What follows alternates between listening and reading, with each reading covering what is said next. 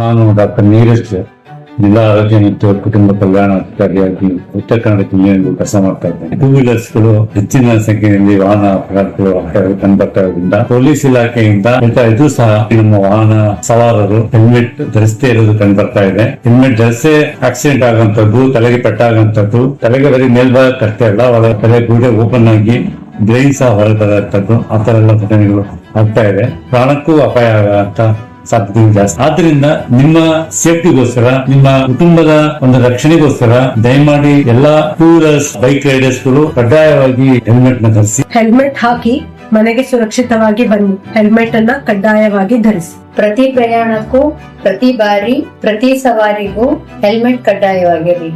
ಸುರಕ್ಷತೆ ಮೊದಲ ಹೆಜ್ಜೆ ಹೆಲ್ಮೆಟ್. ಕಡ್ಡಾಯವಾಗಿ ಇದನ್ನು ಧರಿಸಬೇಕು.